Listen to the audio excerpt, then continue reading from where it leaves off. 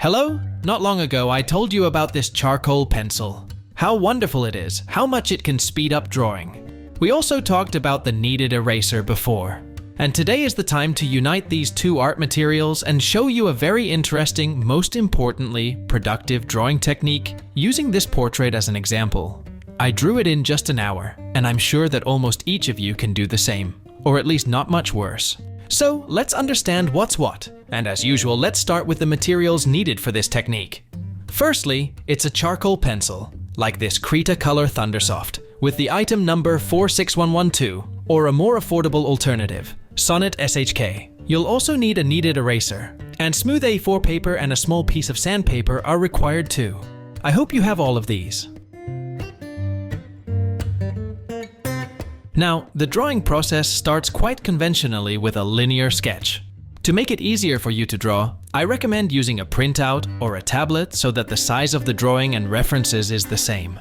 This allows you to use a very convenient technique for transferring proportions in height, which you can see in my drawing.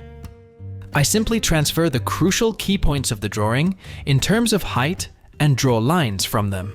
For example, the tip of the nose, the bridge, the area of the lips, and so on. Width proportions can be estimated by eye, but since this video is for a wide audience, I also use the pinch method. I capture approximate dimensions with the pencil and transfer them to my drawing. This method is not very accurate, there are errors, but if you have problems with estimating sizes, there is no better method that is somewhat honest.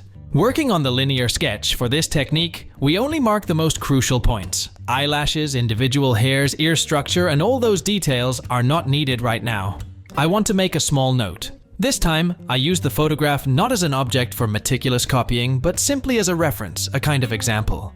I only need the photo to transfer basic proportions, pose, lighting, and to peek a bit of anatomy from this perspective. So don't write in the comments that it doesn't look alike, but it is possible to make it look alike in this technique, and I will show you at the end of the tutorial. Well, the sketch is almost ready. I intentionally made it pale, causing the camera to struggle with focusing. Now, I'll outline it, and then I'll continue explaining what to do next.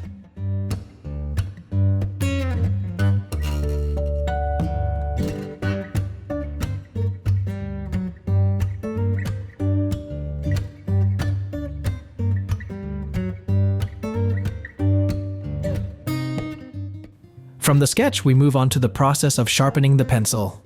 A lot of dust remains from sharpening the charcoal, and that's precisely what we will use now. Can you use shavings from a regular graphite pencil instead of charcoal?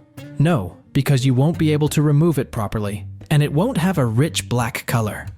I start applying dust to the canvas, or sheet. First, the darkest areas, the hair, the clothing. I smudge them with my finger. The application technique is quite diverse. You can see that I apply the dust in several passes, trying to shape some forms immediately, such as strands in the hairstyle, tonal transitions, etc. When the darkest elements are ready, I move on to the face. There, I start from the most contrasting moments, taking much less dust, and when smearing over the lightest areas, I use what's left on my finger. By the way, it's most convenient to outline fine details with the pinky finger. Done. It doesn't look very good yet, I know.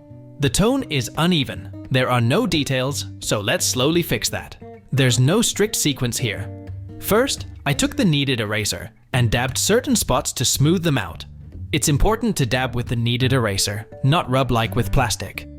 Next, I took the pencil and started outlining parts of the face.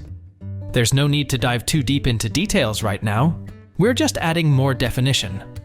I, by the way, messed up a bit with proportions. The lower jaw turned out too large, but it's okay. I corrected it in the second version of the drawing, and the girl turned out quite cute. I'll show that at the end, but for now, I finish outlining and add tones again.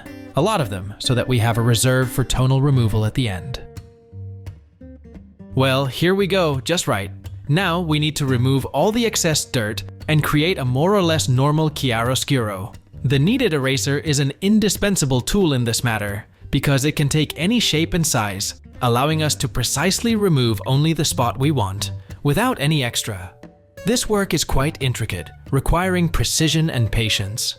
But believe me, it's much faster and easier than sitting and meticulously drawing smooth and Most importantly, saturated tones with a regular pencil. It turns out that in this technique, we work partially in reverse. That is, not gradually from light to dark, but rather sharply create dark areas first, and then either remove or add. You can add light with a pencil. Typically, if you want to create some detailed rendering or texture, for example, I'll be doing that a bit later in the hair. Where a large area needs shading, it's better not to fuss with a pencil, but use dust and your finger.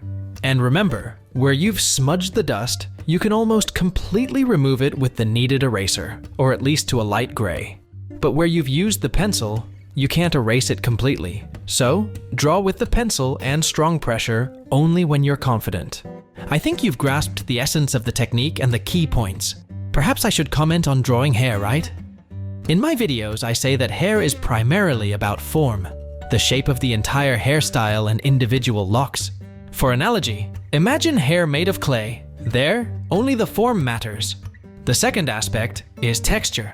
In this technique, we've already established the main part of the form through smudging.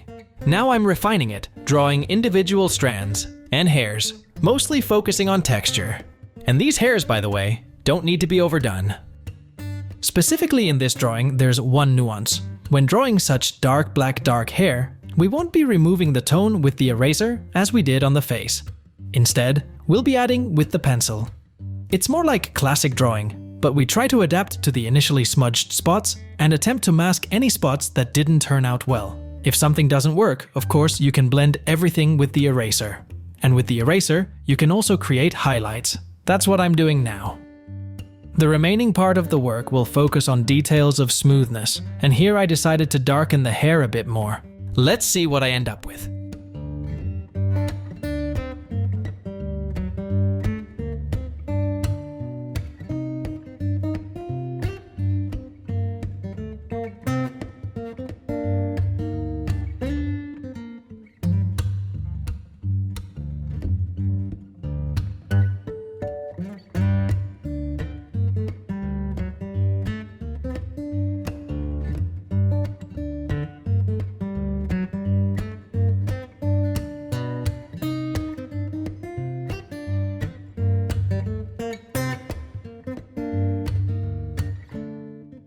In the end, the drawing looks a bit rough up close, despite my paper being smooth. And from a distance, this detail is not so noticeable. Due to the chin issue, I decided to make a second version of the drawing, and here it is. And to add graininess and details, it's better to use a larger sheet size, at least A3. So, the second drawing, I promised to show it. As you can see, it's much higher quality. I really put effort into it. Portrait resemblance is good too, as you can also see. I drew it for about 4 hours, pure time. The new technique I showed you speeds up the drawing process by 2 or 3 times. But that's not the main thing. What's important is that the process feels completely different. So, I recommend giving it a try. Perhaps you'll like it more than regular pencil drawing. However, there is one small caveat. Not all photos are suitable if you plan to trace. You need contrasting saturated photos. Pale ones won't work well. Let me know how you like this drawing technique. That's all. I wish everyone good luck and creative success. Until next time.